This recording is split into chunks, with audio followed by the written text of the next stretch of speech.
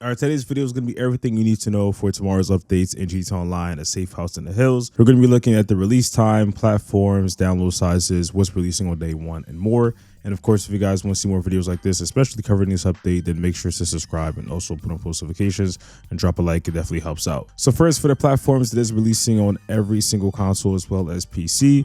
Rockstar has actually done a really good job, especially for the older consoles, PS4 and Xbox One, making sure that's kind of up to date, even though, before it has some issues. So if you are on those consoles, you should be good. And as for the release order, usually the Rockstar Games launcher on the PC comes out first, and then they continue on with the consoles. So usually PlayStation, and then Xbox, and then Steam and the Epic Games launcher. If I had to estimate the download size for the recent update, it was around like 5 gigabytes. And with this one probably being a little bit bigger than Money Fronts, I could assume that it's probably going to be around like 5 to 8 gigabytes, but it really just depends on the console. And of course, the release times, I put a map up on the screen. Thanks to Video Tech for making this map like they always do. So I will be streaming tomorrow at 5 a.m. Eastern Standard Time. Definitely check it out for sure. And as for the mansions itself, I would assume it's going to start off with us getting a call from Michael, or possibly from Raph. I would assume from him. And then, probably just meet up at a certain marker, have a cutscene. Hopefully we actually have a full length, interesting cutscene with Michael as well as some other characters. Rockstar usually does pretty good with this, and it honestly makes the update way more interesting when you have a fully completed cutscene and not just like a talk through the phone or something like that. And then for there, we can proceed to purchase mansion, choose from we want from. Obviously, we're taking a look at all the customization and upgrade options, and then we'll see how the mission sets are going to go when it comes to beginning them, if we have to go to a different place or it starts from a mansion. Honestly, going to be pretty exciting. And also, of course, definitely looking at a full mansion tour to see how things have changed over the years.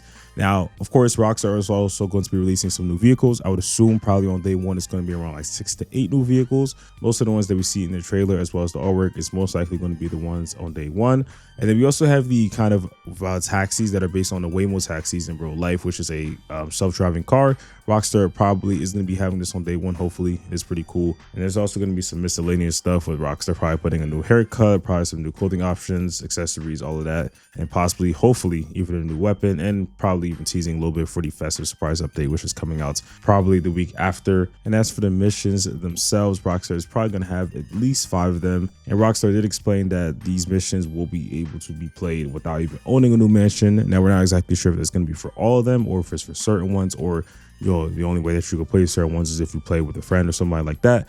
So we'll have to see. But regardless, though, these missions should be pretty interesting, and hopefully they, have some really unique objectives to do and not just a simple mission formats.